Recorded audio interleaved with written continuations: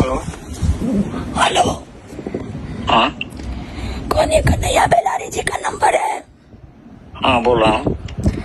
रोहिणी आचार्य बोल रहे हैं। हाँ बताया जाए। कल क्या आप बोल रहे थे टीवी पे? तो बोल ही रहा हूँ, तो सुन ही नहीं है यार। नहीं नहीं नहीं, आप अपने मुंह से हमको बताइए ना, क्या बोल रहे थे? कौन बोला था आपको बोलने के लिए?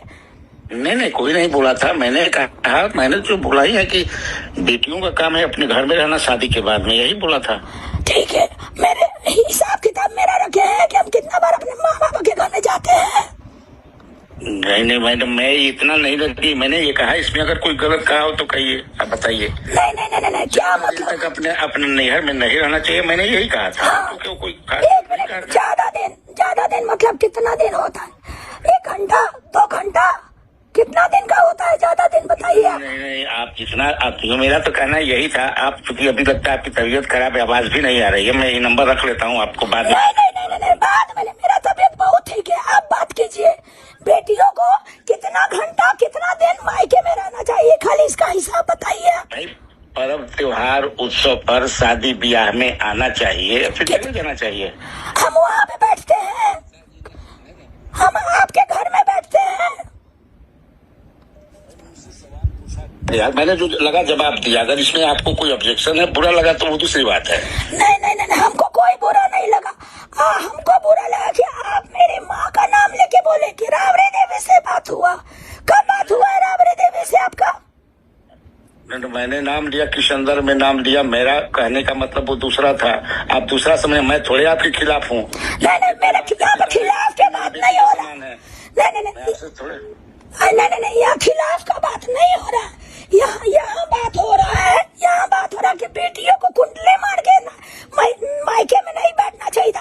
आप बताइए, आपको कौन बोला ये सब बात?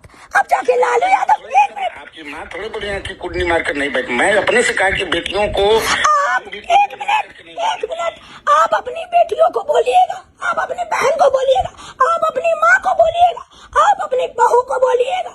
आप इस बेटी का जिम्मा नहीं लिए हैं। इस बेटी का जिम्मा लालू यादव राबड़ी देवी लिया है।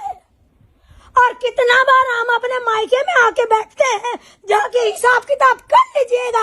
आपकी तरह घटिया आदमी नहीं है, समझे? अच्छा ठीक। हम अपने पति के घर में बैठते हैं, माँ बाप जब बुलाया है तब गए। इस बार भी आपका बॉस लीडर तेजस्वी यादव बुलाया था, तब हम गए थे। जा करके रजिस्टर मेंटेन में कर लीजिएगा सुधार। कितना दिन रोहिणी आचार्य कितना साल तक बैठती है? अच्छा, एक और बात, शादीशुदा औरत लोग का क्या काम है, ये तो आप बहुत अच्छा से बता दिए। मायके में नहीं बैठना चाहिए। आप ये क्यों नहीं पूछे कि शादीशुदा औरत का हिम्मत कैसे हुआ अपने बाप को किडनी देने का? बताइए। हम क्या बेटा का है नहीं दिया, बेटा का है नहीं दिया, आप बताइए इसका जवाब। ये रोहिणी आचार्य पूछ रही है। नहीं आप क्रोध में है ना। आप क्रोध में हम नहीं है, हम सवाल पूछ रहे हैं। आप जो बोल रहे हैं ना कि बेटियों को मायके में शादी में आना चाहिए, पर्व त्योहार में आना चाहिए, फिर चल जाना चाहिए, तो ये तो आप नहीं बोले कि शादीशुदा महिला लोग को, शादीशुदा बहन बेटी को अपने बाप को किडनी नहीं देना चाहिए। ये तो आप नहीं बोले। नहीं मैं किडनी का ये बोला कि लालू यादव को किडनी देने के, मैं भी अपना किडनी दे दूंगा। आइए दीजिए। जब देने का बात आया तो बेटा भाग गया और आप आए किडनी देने के लिए। नहीं, ये जानकारी मैं जानता हूँ कि कोई भागेगा नहीं। लालू जी को किडनी देकर नीले करोड़ों लोग हैं। ये तुम आइए ना, नहीं, आइए ना।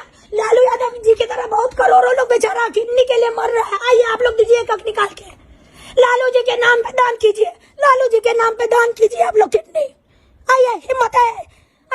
एक बोतल खून देने का हिम्मत नहीं है यहाँ पे बकवास करने के लिए। अब आप तब गुस्सा में है, इसलिए गुस्सा आएंगे। अभी अब आपको खींच करके लाएंगे। आप मीडिया के सामने आइए, हमसे बात कीजिए। हिम्मत है हमसे बहस करने का? आइए, बात कीजिए। और मैं आपसे बस नहीं कर सकता। नहीं बात कर सकते ना, क्या कि मुंह नहीं है आपको शर्म, आपकी माँ को शर्म आ रहा होगा आप जैसा घटिया बेटा पैदा करने के लिए। और आपके घर में जो बहू होगी वो शर्म आ रहा होगा उसको। आप गुस्सा में है, फिर बाद में बताइएगा।